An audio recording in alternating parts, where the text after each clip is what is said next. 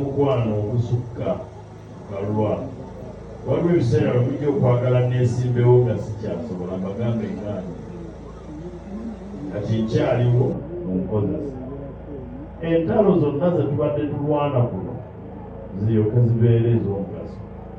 Abamu tebamanyi makulu ga buweereza obw'obwalooya bwe mbatuusizaako obwereere. Oba oyagala okubutegeera kuzza Matiya Walukaga.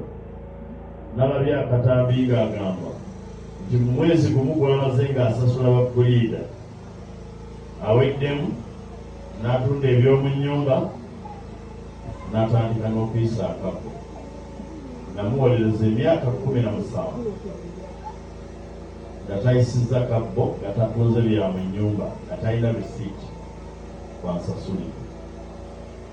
Yansasula juzi bwenjayo empapula okuneesimba.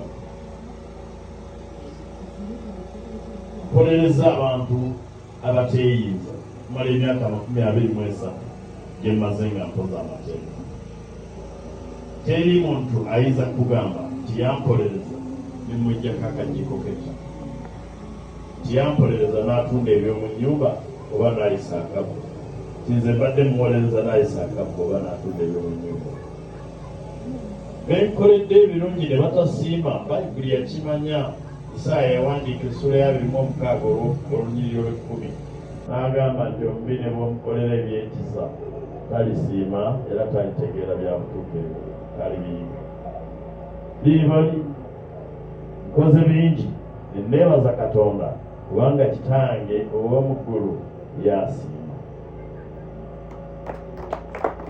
Nwanye olutalo lunene okukuumira bannabyabufuzi mu Uganda wabweru w'enkomera. Nawolereza Besigye, nempolereza Sebaana, nempolereza Lukwago, mpolereza Kyagulanyi, buli munnabyabufuzi gw'omanyi ow'erinnya ku ludda olutegeerera gavumenti muwolereza nga simugyeko wadde ekikulu. Abamu bansiimye naye abalala tebagize eki tebasiimye. Sikola ensi ensiime, nkola Katonda ansiime ampeepeera era njifunye.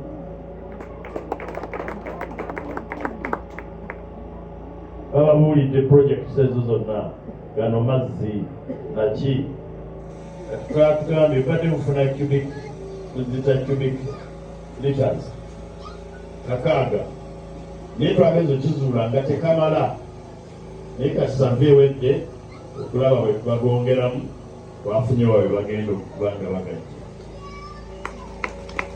Oluguudo olwo lwali lwakolebwa nga lukoma butasa, naye era kwali kulwana na kusimba Nakakongo. Ne tukkaanya balukole lujje lusomoke paka kati Kikubampanga, bayitawo Kikubampanga. Akati ebyo byonna bwe tubikola tetwemulisa. Lwaki? Olumu tubikola nga tubiteeseza eno wansi. Tetwagala nnyo n'omukadde w'entebe amanye kubanga ekyamazima tatwagali. Naye kaakati nawulidde nti basanyufu nnyo kira bw'anajja mu Wakiso alina projekiti gy'agenda okulaga. It is okay.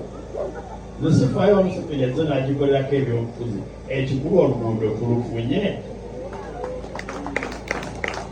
Oluguudo oluva e Wakiso okudda e Buloba twalugatta ku projekiti eva ekira Kasangati Matugga ne tugattako Matugga Wakiso Buloba Nsanje. Eddwaliro ly'e Wakiso twalijjeko Health Center 4 ligenda kuzimbibwa ku mutendera gwa Kirudu. Eribadde e Wakiso ne tulitwala e Buloba nga chairman bw'abagambye liwedde okuzimba ku kitawuluzi.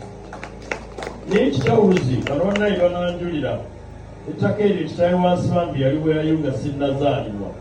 Namala kujja neembuuza naye kitawuluzi kino kiri ku ttaka lyani lya Kabaka. Kitaawe wansi bambi yali wa community nengenda ndi mubanja ng'abantu batandise n'okwesenzaako. Nangamba gwe community ne mugamba awo weesirikire nenzirayo nempandiisa trust. N'atukwasa ekyapa nga tannafa. Mulaba nti singa saakisikaayo nga tannafa nandibadde nkinoonyeza mu administrator bamugigi gwa kusatu kakati bwe twatuuse okwetaaga eddwaliro ng'ettaka weeriri tukukanye ne bannange bano ne tuzimba eddwaliro e Buloba. Era nze naliweerayo ebitanda 5 eri ewakiso n'endiwa eri ensangi n'endiwa n'emifaliso gyako ewakisaawo omulembe guno abantu twali bazaalira ku ttaka. Ono bwe nabikwasa ekyamaani w'eddwaliro eryo. Ambulance twabanyoola mukono nga bagenda bazigaba awalala nenkwata ekisunzo neŋŋamba nti ekinaggula egenda waffe.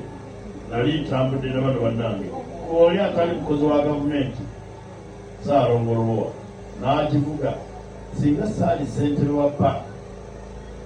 Omuntu atali mukozi wa gavumenti asobola okukwata ekisumuluzo n'avuga emmotoka ya gavumenti n'agifulumya geeti ya gavumenti ne batamunyola mukono. Naye ebyo abantu tebabiraba bagamba muleete kyakayiga gyayige. Ate nno olaba nze kyantwalira emyaka 10 okukola ebyo ng'ate sipiidi kwenjigira mugimanyi. Naye ate olwo baleeta omuntu eyakoma mu senior 2 n'atunda akagaali ka kitaawe eyali asomera. Sifuola abantu bataasoma mange tamanyi kuwandiika linnya lye. Naye osanga otya omukulembeze ow'omulembe guno ng'agamba abantu totubuulira kusoma kyeki ng'ate ye asattirira mpapula alowoozesa abantu nti yasoma.